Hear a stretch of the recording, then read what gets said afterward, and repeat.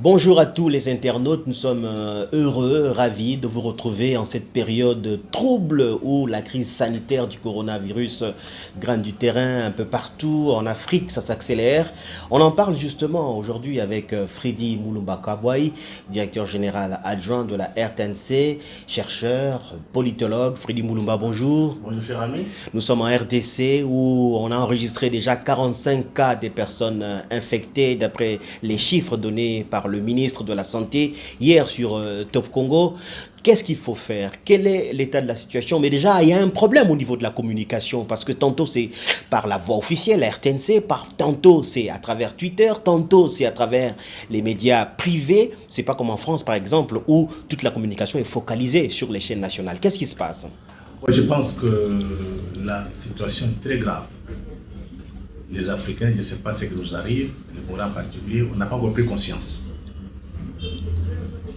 La première chose à faire actuellement, l'État doit reprendre tout en main. Je dis l'État. Les privés peuvent être consultés. C'est l'État qui est là pour protéger notre peuple. Vous parlez des médias privés. Oui, tous les médias. Je pense que ça, c'est au niveau de l'État de manière générale. Deuxième chose, la communication. Parce que si on communique mal, le peuple peut paniquer. Pour éviter la panique, il faut qu'une organisation soit faite au niveau de la communication. Donc il faut qu'il y ait un communicateur officiel. On doit savoir qui a le droit de donner l'information sur l'évolution du coronavirus aujourd'hui. Qui a le droit de donner l'information sur l'économie du Congo. Qui a le droit de donner des informations sur la situation quand le président parle. Que ce soit très clair.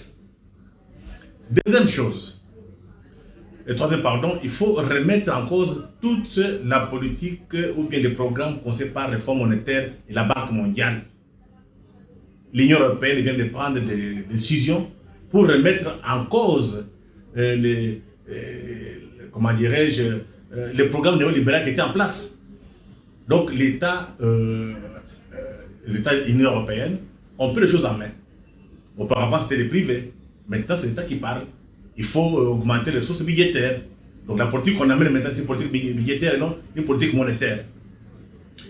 Le troisième élément concernant le Congo, il faut construire les hôpitaux. Nous sommes au courant que les pires est à venir. On attend quoi? Qu'il y ait des morts. Nous construisons les hôpitaux et nous demandons à la Chine, j'ai dit la fois dernière, il ne faut pas se gêner. Il faut demander de l'aide à la Chine, ce que la Chine peut nous apporter. Mais deuxième chose, il faut prévoir acheter des matériels. Parce que la Chine est le seul pays qui construit aujourd'hui ces matériels contre le coronavirus. Nous savons que le pire est à venir, on ne va pas croiser les bras. Donc il faut acheter en Chine et demander de l'aide des Chinois. Autre élément important, organiser l'agriculture et les transports de produits vivriers vers Kinshasa. Nous sommes 15 à 20 millions d'habitants. Imaginez-vous qu'un des autres soit créé ici à cause de la crise. Oui, déjà, je vous signale qu'il y a des provinces qui ont pris des mesures de confinement. Il y a la circulation entre les différentes provinces, entre Kinshasa qui est la plus touchée et les autres provinces, ça commence à être fermé. Comment est-ce que Kinshasa, qui risque d'être maintenant isolé, va pouvoir s'en sortir?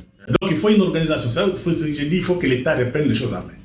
Ça signifie que dans cette période, on écoute les experts, on écoute les universitaires, après débat, on prend les meilleures solutions.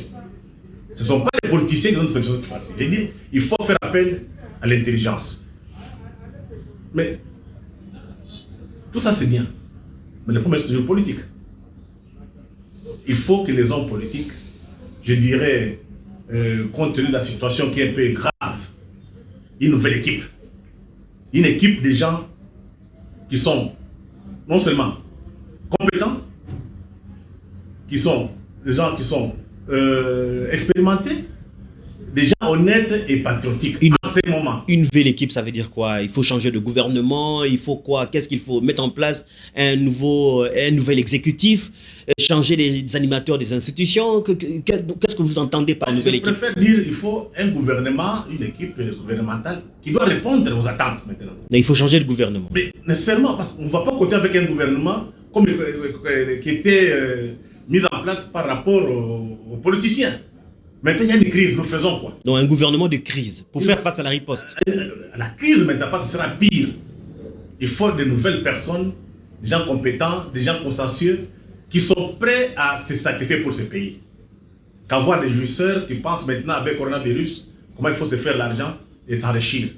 Donc ça, c'est au niveau du chef de l'État, il doit prendre une décision. Mais en consultant tout le monde, et l'opposition, et le pouvoir, tout le monde, parce que ici, il en va de la survie de notre pays. Donc, les problèmes restent politiques. Mais maintenant, il faut que les solutions soient aussi techniques et politiques. Parce qu'après tout, ça va terminer et après, on va faire quoi? Ça. Alors, sur le plan international, il y a une crise économique qui pointe à l'horizon parce que lorsqu'on regarde l'économie mondiale, les places boursières, aujourd'hui l'économie tourne au ralenti, beaucoup d'entreprises ont mis la clé sous le paillasson. Qu'est-ce qui va se passer sur le plan économique? Le monde bascule. Oui, il y a la patronne du Fonds monétaire qui vient de faire une déclaration en disant que la crise que nous allons connaître, que nous connaissons, la crise économique, sera pire que la crise de 2008-2009. C'est fini, la crise sera là bel et bien.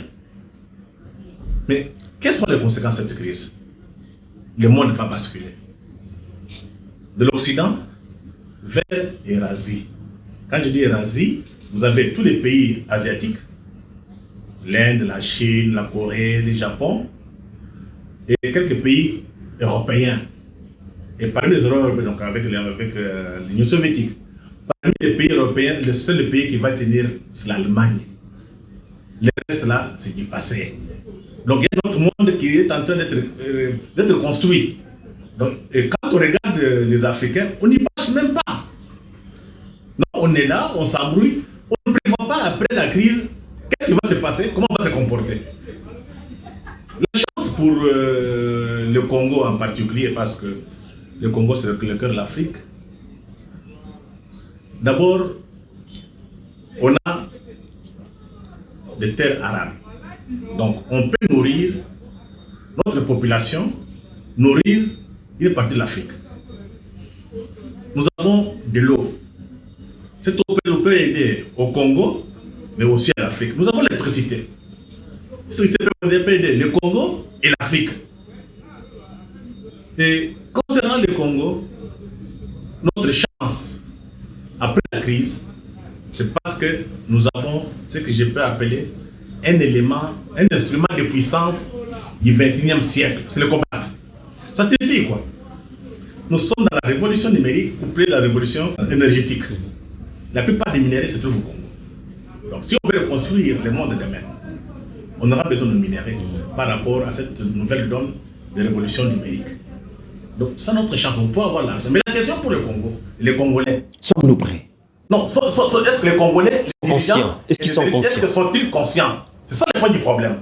Voilà pourquoi il faut que demain, même après la crise, qu'on ait un gouvernement ou bien des institutions d'État gérées par d'abord des patriotes, ensuite des gens compétents, après des gens qui ont l'expérience, et puis des gens honnêtes et qui ont des ambitions de mettre le Congo sur, de placer le Congo dans ce monde en mutation. Parce qu'il y a une nouvelle géopolitique, il veut siècle qui se met en place.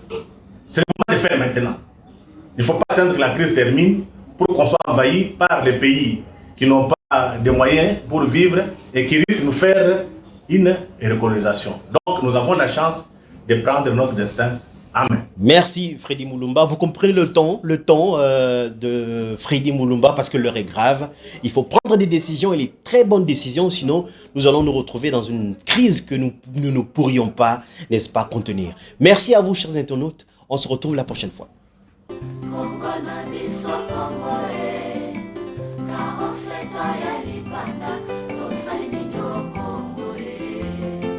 Congo,